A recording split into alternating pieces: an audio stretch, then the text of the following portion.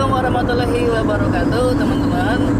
Sekarang masih dengan Kang Heri di sini, melanjutkan cerita tadi tentang kehidupannya Kang Heri yang mana lebih lama perbincangannya ini malah makin dasar sekali nih.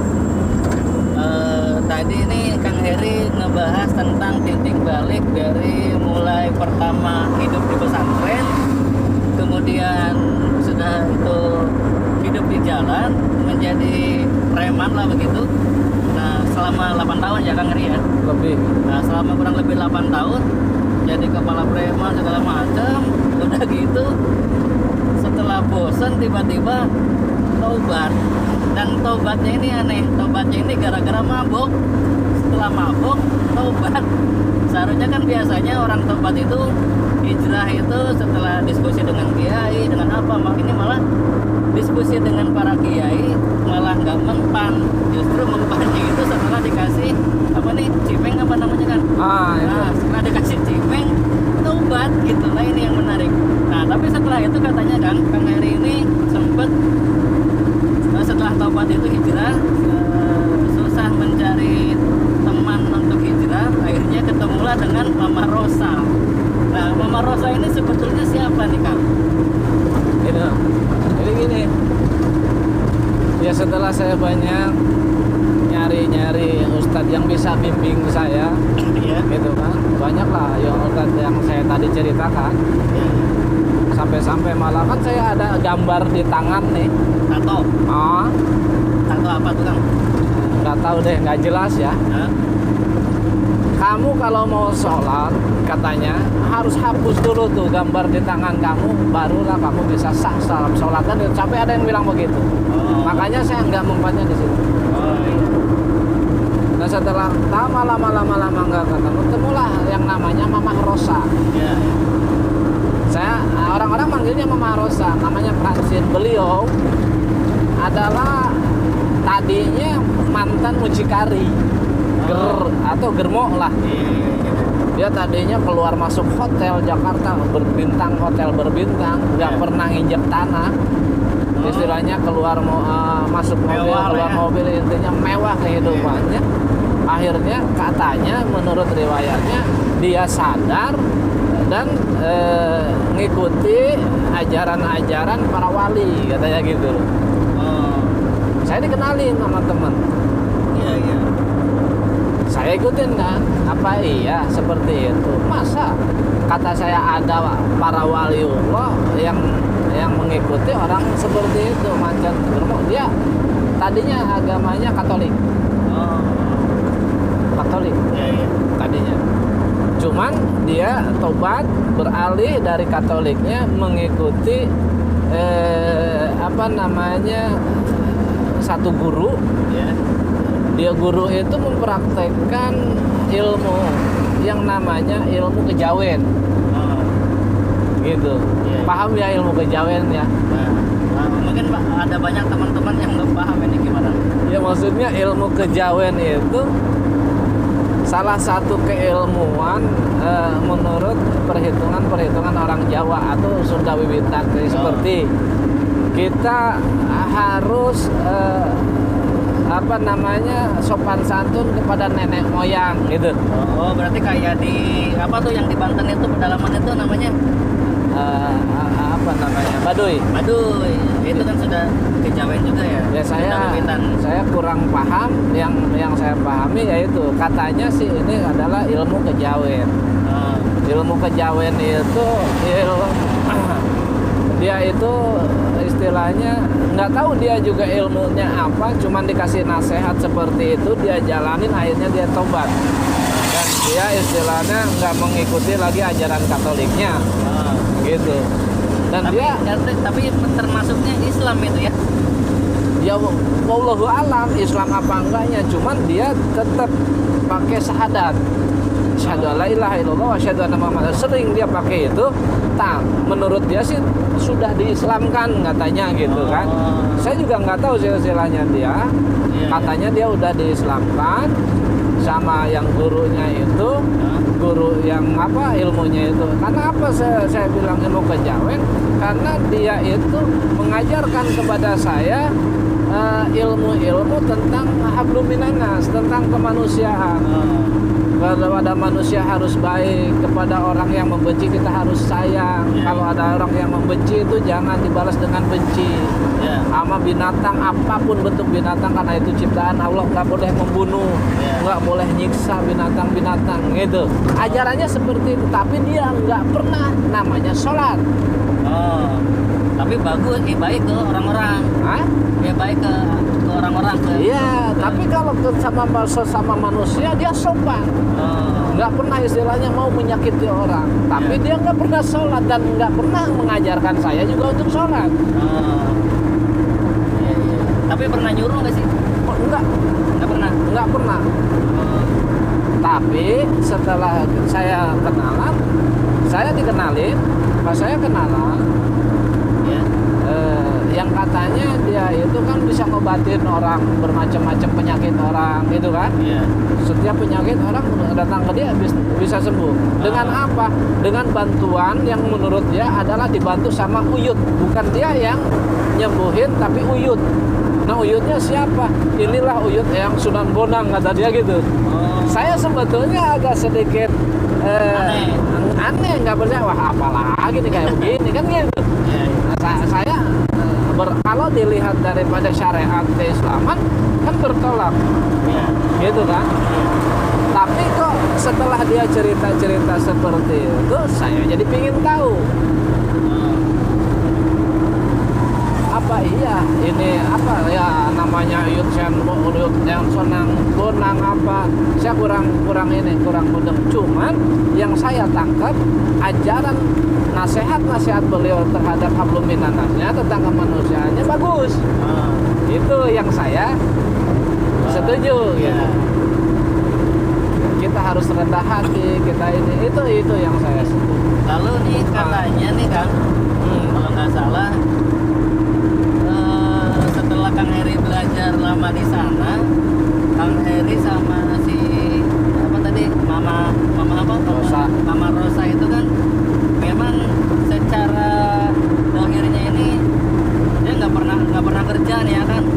Nah, sama Kang Heri juga nggak pernah kerja keluar gitu kan. Tapi gimana itu nggak pernah kerja tapi dengar katanya rezeki ada aja gitu. Nah itu gimana tuh? Itu dia. Nah, setelah saya kenal si Mama itu, dia bilang sama saya, Aheri mulai sekarang katanya harus tobat. Karena Aheri dulu pernah begini, pernah nusuk orang, pernah begini. Dia tahu apa yang saya lakukan waktu saya Bandung. Dia tahu semua. Entah dengan apa dia taunya, saya nggak tahu lah. Yang jelas dia tahu. Orang hebat itu ya. Iya, tapi orangnya biasa aja gitu. Akhirnya harus begini, harus minta maaf sama si A, sama si B yang pernah akhirnya begini. Dia bilang begitu. Loh, kok tahu nih orang? Tapi itu akhirnya udah berapa tahun yang saya lakukan, orang lain nggak ada yang tahu. Ini orang baru yang baru saya kenal, kok dia tahu gitu loh. Taunya tahu banyak lagi. Setelah saya pelajari itu kenapa? Nah, saya di situ jadi penasaran. Oke. Setelah saya penasaran, akhirnya saya gabunglah sama dia. Dia itu ngontrak satu petak kontrakan sama suaminya. Tapi banyak orang yang datang ke situ. Minta rezeki lah, minta apalah gitu. Padahal dia juga sendiri ngontrak. Ada orang yang sawan atau penyakitan sembuh sama dia, gitu kan. Tapi dia nggak pernah sholat, gitu kan. Tapi dia menganjurkan untuk berbuat baik, berbuat baik kepada Allah, berbuat baik kepada manusia. Kata dia seperti itu. Nah, setelah saya masuk di situ, saya udah mempakumkan diri saya. Saya tidak mau lagi ke perapatan, tidak mau lagi ke terminal, dalam artian mencari duit lah ya. Saya tidak mau lagi mencari duit-duit yang seperti itu. Saya coba mau cari fokus dengan metode, kata dia sih metode syukur. Kita bersyukur aja, kata dia. Tapi tata caranya setelah saya masuk, ternyata metodenya dia itu begini. dia puasa. Puasanya itu bukan puasa kayak seperti kita. Misalkan kita nih puasa kan dari pagi sampai sore terus buka gitu. Itu ya enggak. Pertama puasanya puasa melek. Ini malam ini sampai jam 2 sampai jam 3 jangan tidur. Ya. Boleh tidur setelah jam 3. Satu. Yang kedua puasanya apa? Harus puasa tidak makan nasi, tapi makan yang lain boleh. Nasi jangan. Gitu kan? Oh gitu. Nah itu. Yang ketiga apa? Intinya kita nih harus mandi ke bank jam 12 malam. Kalau menurut dia malam Senin buat rezeki, malam Jumat buat kekuatan diri supaya dijaga daripada hal-hal yang jelek. Ya. Itu seperti itu prakteknya. Sebetulnya kalau melihat daripada syariat Islam itu bertentangan. Cuman saya enggak ngentang sama dia karena dia enggak bicara ke Islam. Dia bicaranya tentang kemanusiaan. Ya. Jadi saya enggak protes. Kenapa saya protes ke Ustadz? Dia bicaranya tentang masalah hukum Islam begini. Jadi makanya saya protes kan gitu. Ya. Itu yang perbedaannya. Kenapa saya nggak protes sama si Mama Rosa? Karena dia nggak bicara tentang syariat Islam. Ya. Dia bicara tentang kemanusiaan. Kalau masalah kemanusiaan, hak siapapun boleh karena dia manusia kan gitu. Ya. Menurut saya, makanya saya tidak protes. Ya. Dan saya jalani itu. Akhirnya setelah saya jalani, kok kenapa? Ini mah, saya panggilnya Mama. Dari mana? Mama istilahnya kok bisa bayar kontrakan? Dari Uyut, kata dia. Loh, kok dari Uyut? Iya, kita pasrah aja. Cuma minta kok sama Uyut, ntar Uyut mintain ke Allah. Lalu Uyutnya itu siapa katanya? Nah, kata dia Uyutnya itu banyak. Ada yang Sunan Kalijaga, ada yang Sunan Bonang. Pokoknya para wali dia sebut semua. Saya nggak tahu lah, gitu. Ya. Oh begitu. Tapi yang saya lihat memang, dan saya coba ikutin, gitu kan. Makanya saya tuh kan udah tadinya saya itu kalau misalkan hari ini pingin duit 300.000 atau 400.000 harus dapat saya dengan cara mabuk atau apa pasti dapat. Cuman pada waktu itu saya coba bagaimana nih saya supaya nggak nyari duit yang seperti itu. Ya ujiannya memang berat, pahitnya minta ampun. Setelah saya memutuskan tidak berangkat lagi ke jalan, buat ngerokok satu batang aja susahnya minta ampun. Gitu kan. Nah saya mencoba dengan si Mama itu, kalau dia pengen rezeki cuman bakar dupa 7, taruh di kelapa di tempat sajennya dia. Uyut, saya hari ini lapar, cuman ngomong begitu ada yang nganterin. Gitu, entah kenapa saya juga nggak tahu. Cuman pada waktu itu karena memang batinnya saya dasar dari hati saya, dasar dari keluarga leluhur saya adalah seorang kiai, ya istilahnya orang-orang beragama yang menjalankan syariat. Saya waktu itu malah ada keinginan untuk menjalankan syariat keislaman saya. Makanya saya di situ walaupun ikut sama dia nggak pernah sholat, tapi saya menjalankan sholat. Dan waktu itu belum ada usaha apapun. Usaha belum Ya, karena itu dia ketika pengen apa-apa tiba-tiba rezekinya ada aja. Ada aja. Adanya segimana kita harus syukurin kata dia. Oke. Saya belum kerja apa. Nah setelah ikut sama dia nggak apa. Nah di situ saya ada satu orang, ya itu yang perempuan yang istri yang kedua. Yang saya bilang tadi adalah nikahnya itu cuma sampai 10.000 perak. Pada waktu itu saya keadaan nganggur, keadaan begini gitu. Nah waktu itu saya tetap ngejalanin sholat. Ternyata ada hikmahnya. Dengan tidak makan nasi, itu badan kita enteng. Tidur kita nggak terlalu nyenyak.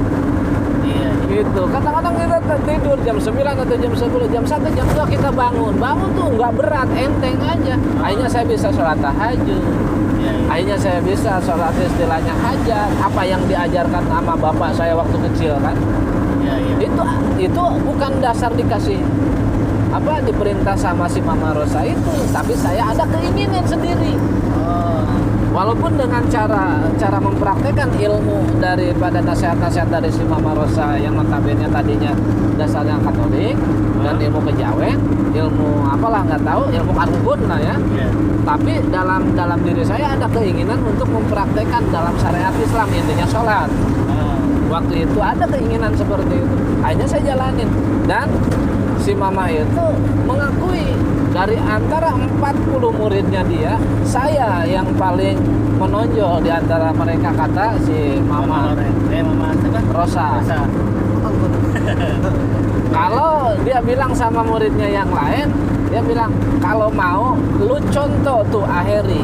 Kenapa? Dia kalau malam suka sholat apa mah? Nggak tahu, tanya aja sama Aheri. Orang Mama juga nggak tahu sholat, tapi sholat itu emang Uyut nyuruh. Kata dia, Uyut siapa? Uyut Sunan Bonang. Kata Uyut katanya harus sholat. Lah Mama sendiri nggak sholat. Tapi kan nggak ada yang mau, nggak ada yang berani ngomong begitu kan? Gitu. Jadi gitu, jadi semacam itu. Dasarnya saya tadinya istilahnya lingkungan santri, terus ke bermacam-macam gelimang maksiat, dan akhirnya pada 98 ketemu si Mama itu, akhirnya saya ngejalanin hal-hal seperti itu. Itu waktu itu. Nah, itu kan Kang masih di ilmu kejawen nih Kang. Lalu gimana ceritanya sampai Kang Heri ini sampai sekarang jadi ibaratnya pengelola jamaah di Cilengsi ini, jamaah apa namanya, pengajian ini. Nah itu dia dari situ. Nah saya ketemu itu istri saya, Ya. yang satu perempuan istri saya. Dia punya di dekat rumahnya tuh ada seorang yang ngontrak. Ya. Kalau dulu waktu saya kan begadang, kalau si Mama pingin es batu, itu si Mama Rosa itu kalau jam 12 malam itu kebiasaannya harus makan es batu, peletuk dia. Harus itu. Buat apa tuh katanya? Nggak tahu, nggak cerita. Tapi dia makanannya itu kalau jam 12 malam, mau musim hujan, mau musim kemarau, setiap jam 12 malam dia harus makan es batu. Dan es batu itu waktu itu kan belum punya kulkas, belum ada apa. Saya suka ngambil ke yang di pinggir jalan tuh, kan ada tuh yang orang Madura suka nurunin es batu tuh kan. Nah suka ada pecah-pecahannya, saya minta buat si Mama itu. Nah pas di rumahnya mantan istri saya itu ada kontrakan. Setelah ada kontrakan, saya nongkrong di situ, kan suka begadang di situ. Ternyata saya mendengar suara jikir. Nih orang jikir kenceng bener gitu kan. Wah, aneh. Padahal dia jikirnya cuma bertiga. Dia berdua sama istrinya kan. Waktu itu anaknya masih kecil, masih SD. Setelah itu kadang-kadang dia bisa tuh kedengeran suara jikir. Tapi setelah Isya tuh nggak ada, hilang. Saya kan begadang di situ sambil anak-anak masih pada minum tuh kan, pada mabok, tapi saya ikut nongkrong. Cuman saya udah enggak gitu. Udah nggak mabok lagi ya. Oke.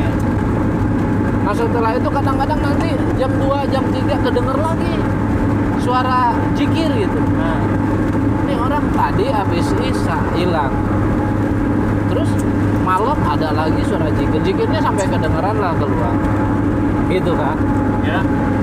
Setelah itu saya nanya, itu siapa? Nggak tahu katanya. Ada ngontrak, dia kerjanya di mana? Di Cikarang. Gitu. Oh gitu. Iya dia kalau jikir seperti itu. Akhirnya saya ada keinginan tuh untuk tahu gitu. Siapa ini dan jikir apa yang seperti itu gitu. Karena memang waktu itu ada dalam hati saya nih keinginan untuk mencari-cari lah itu yang bisa mendekatkan gitu. Akhirnya saya pas sore-sore nongkrong di situ adalah orang itu kenalan nama saya. Oh nama saya datang, saya kerja di situ. Oh gitu. dia ngerasa ngeri juga gitu kan sama saya. Karena saya kan di situ orang Bragayul gitu kan menurut orang situ. Cuman waktu itu saya udah enggak, teman-teman saya masih gitu pada ya begadang lah, gitar-gitaran, nyanyi-nyanyi. Saya nongkrong masih tetap nongkrong gitu. Ya akhir-akhirnya setelah saya kenal dia ngajak ke rumahnya. Ayo akhirnya katanya ke rumah saya. Kenapa? Kita ngopi. Ternyata dia pas ngopi dia ngajak gitu. Ada apa? Nanti ada Iwan, ada saudara-saudara saya kesini ngapain? Ngadain khotaman. Apa khotaman? Wah kan saya nggak paham kan gitu. Ah khotaman tuh apa gitu kan? Yang saya tahu khotaman itu kalau misalkan ngaji Al-Quran dari pertama sampai terakhir itu khatam, namanya khatam Quran. Ini khataman apa gitu. Akhirnya dia ngadain lah jikir, ngajarin khataman. Saya diajak. Saya cuma bengong aja, ngeliat aja. Nah setelah itu saya panggil lagi. Akhirnya punya teman nggak yang punya mobil? Kenapa emang? Saya mau nyewa mobil sekitar 2 mobil aja. Mau kemana? Mau ke Tasik. Nah kata saya bisnis nih kan gitu. Dan saya banyak teman di perapatan yang kenal gitu kan, yang banyak mobil kan. Dulu kan ada mobil carry itu, zamannya mobil carry carry 2000 tuh. Carry mini itu kan, ada Cilengsi Uki itu. Saya punya teman, namanya Sepopin. Si Cemong tuh ada tuh. Mong, punya mobil nggak ada yang bisa disewa nggak mobil? Mana ke Tasik berapa hari? Berangkat Sabtu pulang Minggu. Oh ada, berapa? 250 satu hari kan nanti. Belum bensin urusan yang nyewa. Oke, 250. Saya bilang ada Pak, kata saya, kalau mau 250 satu hari. Bensin urusan situ. 250 lama kalau bensin istilahnya itu udah 400.000 kan. Dikasihlah 1 juta saya. Nih 1 juta. Cariin saya mobil, 2 mobil katanya, saya terima bersih. Gitu kan. Udah begitu saya dikasih duit ini buat ongkos akhirnya. Saya dikasih duit 150 buat ongkos saya. Kalau akhirnya mau ikut juga nggak apa-apa katanya. Nanti kan harus bayar Pak. Nggak, gratis. Saya pengen tahu apa ini. Akhirnya saya nyariin mobil, punya dapat mobil, saya diajak lah. Ternyata dia ke Tasik. Kita ke Tasik. Kemana Pak ke Tasiknya? Ke Abah Anom. Saya waktu itu saya pikir Abah Anom yang saya pernah melihat di TV ada silet tuh, acara silet di RCTI. Namanya Abah Anom itu ada seorangnya masih muda, dia tukang ngobatin penyakit orang pakai telur. Saya pernah kagum juga tuh di TV, wah orang kok bisa ngobatin penyakit orang yang kena santet, kena ini cuma pakai telur gitu kan. Ya akhirnya barangkali ke situ. Ah udah lah, saya pengen tahu deh Pak, ayo ikut saya. Gitu kan. Barangkali nih saya dapat ilmunya gitu kan. Pengen tahu. Saya diajak ke sana gratis di jalan jikir. Orang-orang pada ihwannya itu pada jikir, saya cuma bengong di belakang, nggak ngikutin saya jikir. Jikir apaan ini kata saya kan. Saya waktu itu seperti itu. Akhirnya berulang-ulang tuh, karena dia rutin setiap bulan. Setiap bulan rutin, dan saya ikut datang ke sana, katanya akhirnya talqin dulu. Ya, saya talqin. Ditalqin ya talqin saya. Ya cuman karena pemikiran saya itu, saya orangnya kritis kalau dalam hal agama. Gitu kan. Kalau masalah kesimama saya nggak kritis karena dia bicara kemanusiaan. Boleh aja. Orang mau berprinsip kayak gimana. Tapi secara tapi maksudnya berprinsip jalurnya kayak gimana, yang penting intinya kebaikan kan. Saya nggak protes, tapi kalau udah masalah agama saya kritis dari dulu saya. Walaupun saya Badung ya. Saya kritis, ini jikir-jikir apaan kayak begini? Apakah ada memang dasarnya?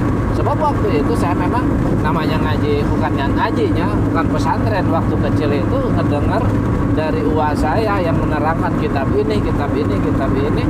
Nggak ada yang istilahnya jikir dipraktekkan seperti itu. Gitu. Keras. Sampai-sampai di Tasik, ke Tasik juga teman saya sampai bawa gele kan. Tapi anehnya tuh juga ada keanehan. Ke Tasik bawa gele, akhirnya nggak ada yang tahu, tapi dia ketakutan sendiri, akhirnya dibuang. Pas masuk gerbang tuh, Ya. dibuang sama dia. Kenapa? Nggak tahu, kayak ada yang liatin aja. Padahal nggak ada yang tahu gitu. Iya. Itu tuh satu kejadian yang dulu itu, sama teman saya. Iya, iya. Udah begitu terus sampai 8 kali saya ditalkin. Nah saya pas pulang dari sana saya cerita sama si Mama Rosa itu, Ma, saya diajak sama orang namanya Pak Dadang yang kontrak dekat Secemong ke Tasik. Terus iya di sana dia ngelakuin jikir mah gini jikirnya ini. Apa yang si Mama bilang? Akhirnya kalau mau ikutin, Ya. gitu kan? Ikutin Uyut itu. Uyut yang di Tasik yang akhirnya kemarin ke sana itu Uyut lebih tua daripada Uyut yang Sunan Bonang, daripada Uyut yang Sunan Kalijaga. Uyut yang di Tasik itu lebih tua katanya. Oh. Nah, yang dimaksud Uyut kata si Mama itu, Rosa itu siapa tuh? Uyut yang di Tasik ya apaan? Oh, Abah Ano. Almarhum. Oh, bukan Syabul Qadirnya bukan? Bukan. Oh, iya. Abah Ano yang dimaksud itu Abah Ano. Oke, oke. Jadi kalau menurut dia itu saya kurang paham ya, karena di luar nalar lah, di luar jangkauan pikiran gitu kan. Si Mama kata dia ikutin karena Uyut itu ilmunya masih di atas gitu kan Oh, para eyang-eyang Sunan yang ada di sini. iya, iya. Dia bilangnya Uyut. Oh, Ah, udah begitu, apa benar iya seperti itu. Barulah saya ke 9 kali ke sana. Nah, itu kan yang ke-8 kali saya cerita tuh. Kata si Mama begitu. Nah, setelah dari si Mama saya berangkat ke orang tua bapak saya almarhum. Waktu itu kan belum wafat. iya. Datang ke bapak saya bilang, Pak, saya sekarang ikut satu aliran komunitas yang namanya jikir. Tapi jikirnya begini. Saya bilang kan, Iya. bapak saya almarhum enggak intinya begini enggak. Kalau ada yang ngajakin kamu dengan zikir kalimat thayyibah la ilaha illallah dengan jelas, Hah? ikutin. Oke. Kata bapak saya almarhum seperti itu.